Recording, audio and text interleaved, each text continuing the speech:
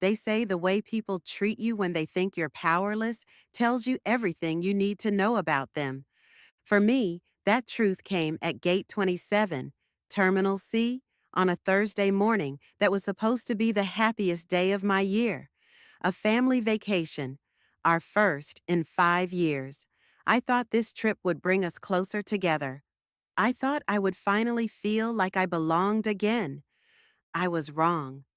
I had been looking forward to this for months. The thought of sitting under the Hawaiian sun with my grandchildren running across the sand had been the light at the end of a very long tunnel.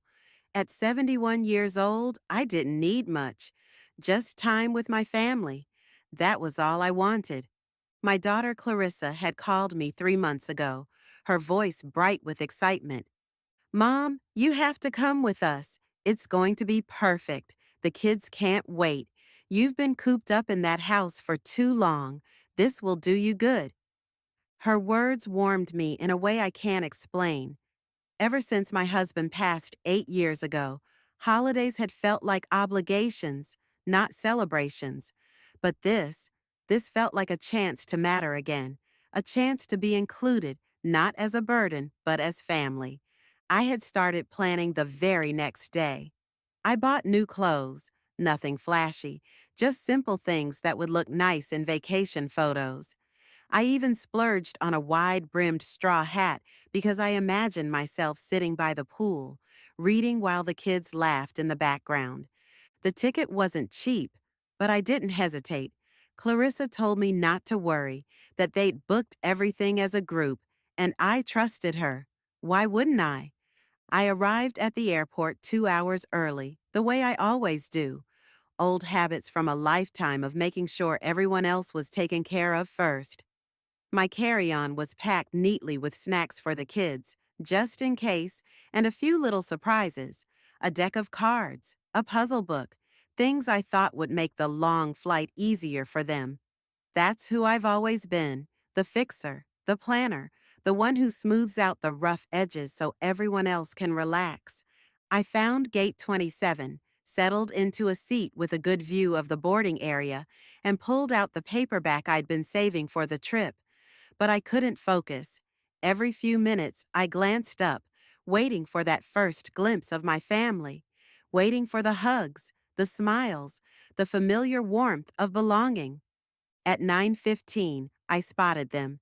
Clarissa, as polished as ever in her tailored travel outfit, her husband Ethan trailing behind with the large roller bags. Their two kids, Bella and Max, were glued to their tablets, thumbs moving furiously across screens. They looked like an advertisement for the perfect family vacation. I stood up and waved, my heart lifting. Mom! Clarissa's smile was quick, practiced, like something she kept in her purse and pulled out for occasions like this. She kissed my cheek lightly before turning to adjust Bella's jacket. You made it, she said, her tone brisk. Good. Listen, there's been a slight change. The words hit me like a drop of cold water down my back. What kind of change? I asked, forcing a smile. Clarissa glanced at Ethan, who was already avoiding my eyes. The thing is, there was a mix-up with the seating. We only got 3 spots in first class. The airline made a mistake, and they couldn't fix it. Oh. I tried to keep my voice light, but my stomach had started to knot. That's all right, I'm fine in economy. Clarissa hesitated, like she wanted to soften the blow, but couldn't quite be bothered. It's just, we figured it made the most sense for us to take the first class seat since we've got the kids. They'll be more comfortable up front. I blinked, trying to process her words. So, you and the kids will be in first class? And Ethan, she added quickly. Of course. The knot in my stomach tightened until it felt like a fist. I see, I said softly. So, where does that leave me? Row 34, Clarissa said, pulling a boarding pass from her handbag and pressing it into my hand. Middle seat. It was all they had. I looked down at the ticket, the bold letters spelling out 34B like a sentence. Middle seat. 11 hours in the middle seat, while my daughter and her perfect family sipped champagne in first class. Mom, don't look like that, Clarissa said, her voice edging toward irritation. It's just a seat. We'll all be together in Hawaii. That's what matters, right? What matters? I had spent my entire life trying to be what matters to someone. I wanted to say something, to tell her how humiliating this felt, how small, how disposable, but the words stuck in my throat like dry bread. Because that's what happens when you've spent 71 years swallowing your pride to keep the peace. So I smiled. That brittle, paper-thin smile women like me have perfected over decades of being told to be grateful for crumbs. Of course, I said. That's what matters. The boarding announcement crackled over the loudspeaker, calling first-class passengers. Clarissa brightened immediately, as if my feelings had been an inconvenient detour from the main road of her plans. Come on, kids, she said, her voice warm and lively now. Let's get on the plane. She gave me a quick pat on the arm, the way you'd pat a loyal dog you didn't want to deal with just then. We'll see you in Honolulu, Mom.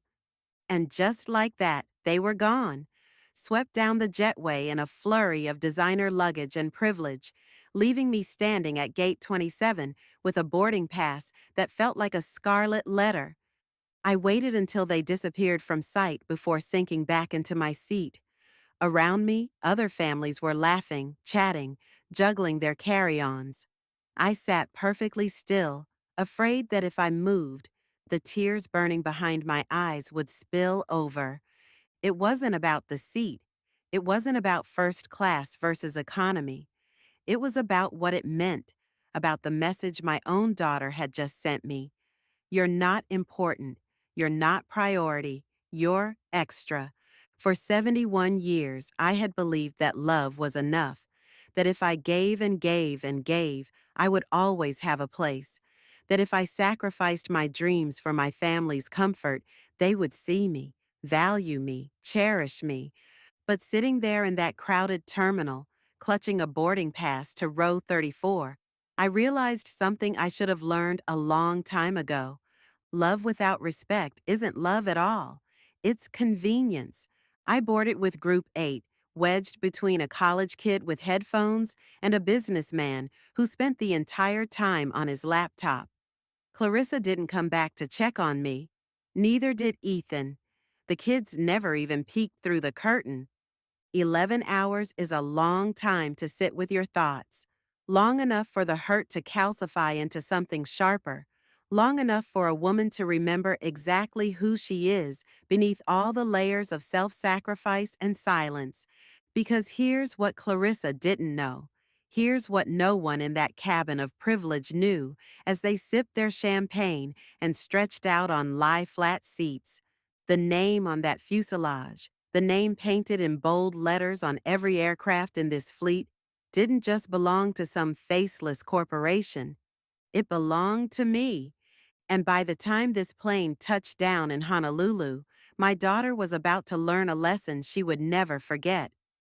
When the wheels touched down in Honolulu, the passengers around me clapped softly, relieved to have survived the long flight.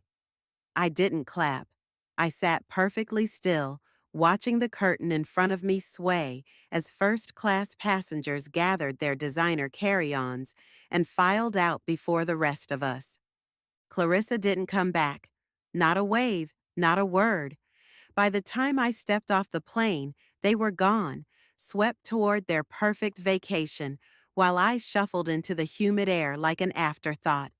The terminal smelled of plumeria and jet fuel, and somewhere in the distance, a ukulele was playing. A man in a floral shirt held a sign with the word Aloha in big red letters. I wondered what it would feel like to be greeted like that, to have someone waiting for you, excited to see you. I followed the crowd to baggage claim, my carry-on digging into my shoulder, my shoes pinching my feet. I had imagined this moment differently. I had pictured my family gathered around me, laughing, teasing. making plans for luau's and sunsets. Instead, I stood alone, watching suitcase after suitcase tumble onto the carousel while families reunited in joyful embraces around me. When my phone buzzed, I snatched it up, hungry for some scrap of kindness. It was a text from Clarissa. Mom, we're already at the resort. We had a car waiting. Just grab a taxi and charge it to your card. See you when you get here. Charge it to your card. 4 words that said everything she didn't. You're on your own. I stared at the message until the letters blurred, then slid the phone back into my bag with shaking hands. The anger I had been holding back since Gate 27 began to rise, hot and steady, burning away the last of my humiliation. Because here's what Clarissa had never bothered to learn. Too busy curating her perfect life to ask about mine. Before I was her mother, before I spent decades folding laundry and clipping coupons and making myself small so she could feel big, I was somebody. I had built things from nothing. I had made decisions that moved markets. I had created a legacy so vast it spanned continents. I didn't just fly on this airline. I owned it, not a majority stake, no, but enough shares to make board members sweat when I walked into a room. Enough to have my name engraved on a brass plate in a corner office that overlooked a skyline most people only see in postcards. Clarissa didn't know that because I never told her. I thought it didn't matter. I thought being a good mother meant putting my family first, even if it meant putting myself last. I thought humility was noble. I thought invisibility was love. But as I stood there in that crowded terminal, abandoned by the people I had given everything to, I realized humility is just another word for hiding. And I was done hiding. By the time I stepped into the warm Hawaiian sun, I wasn't the same woman who had boarded that plane in Denver. That woman was gone, left somewhere over the Pacific with the broken pieces of her illusions. This woman, the one walking toward the sleek black car waiting at the curb, wasn't invisible anymore. The driver held a sign with my name on it, Washington. A small courtesy I hadn't asked for, but deeply appreciated. He took my bag with a nod and opened the door to a car that smelled of leather and quiet power. Straight to the Kahala Resort, ma'am? He asked. No, I said, my voice steady, calm. First, take me to the corporate office, the Honolulu branch. He blinked in the rearview mirror, surprised, but didn't ask questions. Smart man. I liked him already.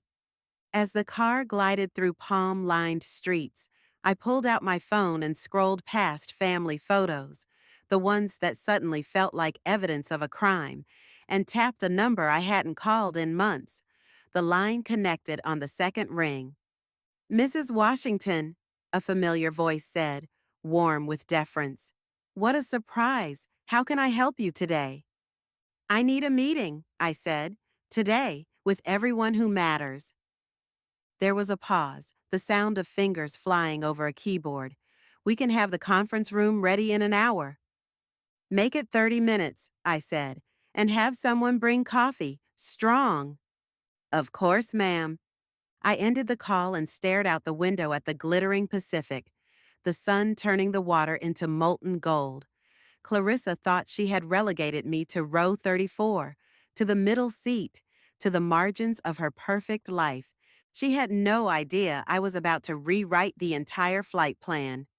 The Honolulu branch office occupied the top floor of a glass tower that caught the sky in its mirrored panels.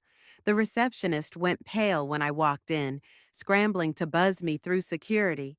Within minutes, I was seated at the head of a mahogany table in a room with floor-to-ceiling windows overlooking the ocean. Executives filed in one by one, their faces a mix of curiosity and thinly veiled panic. I had that effect on people, not because I was cruel, but because power, real power, is a language most people only speak in whispers. Mrs. Washington, the regional director began, his voice tight with nerves. What brings you to Honolulu? We weren't expecting. I'm aware, I said, cutting him off with a small smile. This isn't a social call. They exchanged quick glances, sensing a storm they didn't understand. I have a situation, I continued, a personal one, and I need your full cooperation to resolve it. Of course, he said quickly. Anything you need. Good. I leaned forward, folding my hands on the table. Here's what's going to happen. My daughter and her family are currently checked into the Kahala under the Washington Group booking. That reservation is about to change. Pens hovered over notepads, ready to capture every word. I want a suite, I said, oceanfront, private lanai, and I want my daughter moved to the standard garden view room. No explanation, no discussion, just make it happen. The regional director hesitated. Ma'am, won't that create some tension? I smiled, slow and sharp. That's the point. They scrambled to make the calls while I sat back, sipping the strong coffee someone had placed in front of me. For the first time in years, I felt the old fire in my veins, the fire that had built empires, that had negotiated billion-dollar deals, that had turned a girl from nothing into a woman who could move mountains with a phone call. By the time I walked out of that office, everything was in motion. My suite was being prepared. My daughter's suite, her precious ocean view, was gone. And that was just the beginning. Because Clarissa didn't just need a wake-up call. She needed a full-blown alarm, one loud enough to rattle the foundations of the entitlement she had built her life on. And I was just the woman to deliver it. The car swept up the circular drive of the Kahala as the sun dipped toward the horizon, painting the sky in shades of pink and gold. Tourists posed for photos by the koi ponds. Bellmen in crisp uniforms bustled with luggage carts. It was paradise, the kind Clarissa had always craved. I stepped out of the car, my shoes clicking against the polished stone, and walked through the lobby with my head high. No one looked twice at me. To them, I was just another well-dressed woman checking in. They had no idea that the name I signed in the ledger could buy and sell this entire property without blinking. The bellman escorted me to my suite, a corner unit with panoramic ocean views, a private balcony, and a dining table big enough for the kind of family dinners we used to have before everything fractured. I tipped him generously, then closed the door and stood for a moment in the golden light, breathing in the scent of salt and possibility. My phone buzzed. Clarissa. Mom, we're heading to dinner downstairs. Want to join? I stared at the message, imagining her sitting in that downgraded room, confusion just beginning to bloom. Not yet, I thought. Let her wonder a little longer. I typed a simple reply. Busy, maybe later. Then I set the phone down, poured myself a glass of champagne from the welcome tray, and stepped out onto the balcony to watch the sun sink into the Pacific. Clarissa thought this trip would be about her curated photos, her perfect captions, her ability to orchestrate an experience that made her look like the ideal daughter, the ideal mother, the woman who had it all. But this trip wasn't about her anymore. It was about me. And by the time it was over, Clarissa was going to learn something I should have taught her a long time ago. You never put a woman like me in row 34. Not if you want to stay in first class where it really matters. Dinner at the Kahala was exactly the kind of polished perfection Clarissa loved. I knew this because I had sat through enough of her curated meals to recognize her brand of ambition dressed up as elegance. Tonight would be no different. Artfully plated seafood, candlelight glinting off wine glasses, hushed conversations that made her feel important. I dressed deliberately. A silk wrap dress the color of midnight, heels that added just enough height to command attention without trying too hard. My silver hair, Clarissa's hair if we're being honest, swept into a chignon that whispered sophistication, And pearls, always pearls, not the kind you find in a department store display case, but heirlooms with a history as long as mine. When I walked into the restaurant, I saw them instantly. Clarissa, glowing in her linen sundress, phone angled just so as she took a photo of her wine glass against the sunset. Dave sat opposite her, scrolling through his emails like the dutiful husband he fancied himself to be. The children, Emma and Max, poked at their lobster tails with the distracted boredom of kids who'd rather be anywhere but here. For a moment, I just stood there, taking them in. My family, my blood, the people I would have crossed oceans for, people I literally had crossed oceans for. And yet here we were, strangers orbiting each other under the same chandelier light. I approached the table, heels silent against the carpet. Clarissa looked up, her smile flashing too wide, too bright, guilt flickering at the edges, quickly smothered under a layer of charm. "Mom, there you are," she said, rising to kiss my cheek. Her perfume was expensive, layered over something sharper. Nerves, maybe. "I texted you earlier. Thought you weren't coming." "I was busy," I said simply, sliding into the empty chair at the head of the table. Not a side seat, not the spare spot left like an afterthought. The head. Clarissa blinked, just once, but I saw it, the first crack in her perfect composure. "Busy?" Dave asked, his tone polite but puzzled. "What's keeping you busy on vacation, Mrs. Washington?" I smiled over the rim of the wine glass the waiter had just filled for me. "Oh, a little business, nothing that would interest you." Clarissa laughed, a brittle sound. "Business? Mom, you're retired." "Am I?" I let the question hang in the air, heavy and deliberate. Clarissa looked at Dave. Dave looked at me. The children looked confused. Before anyone could respond, the maitre d' appeared at my shoulder, his posture radiating deference. "Mrs. Washington, your suite is prepared exactly as requested. If there is anything further we can do to ensure your comfort, please let me know personally." Clarissa frowned. "Suite? What suite? Mom, you're in the garden view room." "No," the maitre d' said smoothly, addressing her without actually looking at her. "Mrs. Washington has been upgraded to our presidential oceanfront suite, the finest on the property, at her request." Clarissa's jaw tightened, just slightly, but enough for me to see. There must be some mistake. That suite is occupied by me, I said calmly, dabbing my lips with the linen napkin as if we were discussing the weather. "You and your family are in the standard room now. I trust it's comfortable?" Her cheeks flushed pink, a color that clashed with her expensive bronzer. "Mom," she said in a low voice, "what is going on?" Before I could answer, the maitre d' inclined his head. "Shall we have dessert brought now, Mrs. Washington?" "Yes," I said without hesitation. "Champagne and something decadent. Life's too short for anything else." When he left, Clarissa leaned forward, her voice a sharp whisper. "What are you doing?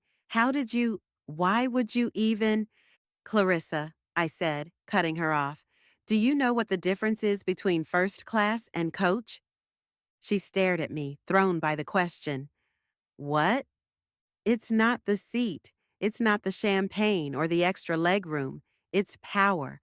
The power to choose. The power to decide who gets what. The power to say yes or no." Dave shifted uncomfortably. "Mrs. Washington, with all due respect, what does that have to do with switching hotel rooms?" I turned to him, my smile cold and perfect. "Everything." Clarissa swallowed hard. "Mom, this isn't like you." "No," I said softly. "This is exactly like me. The me you've never bothered to know because you were too busy taking." Her eyes flashed. "Taking? Are you serious right now?" After everything I've done. Everything you've done? My voice was calm, but it cut like glass. You left me at an airport gate like discarded luggage, Clarissa, lied to my face about why, then texted me to charge it to my card. Do you have any idea what that felt like? I didn't mean. You never mean, I snapped. You just do, because you assume I'll always absorb the hurt, always pay the bill, always make it easy for you. The table fell silent. Even the children stopped fidgeting, their wide eyes flicking between us like they were watching a tennis match. Clarissa's voice shook. Mom, please, can we not do this here? Oh, we're doing this here, I said, leaning in so she could see the steel in my eyes. Because for the first time in your life, you're going to understand something. I'm not your safety net anymore. Dave cleared his throat. What exactly does that mean? It means, I said, turning my gaze on him, that the mortgage I've been covering, gone. The tuition checks for Emma and Max, gone. The vacation fund you've been dipping into every year like it was your birthright, gone. Clarissa went pale. Mom. Oh, and one more thing, I added, taking a slow sip of champagne. The house you're so proud of, the one in the school district you brag about at cocktail parties, you might want to call a realtor. Because when my money stops, your lifestyle goes with it. The silence was absolute. Even the waiter hovering with the dessert tray seemed afraid to breathe. Clarissa finally found her voice, thin and trembling. Why are you doing this?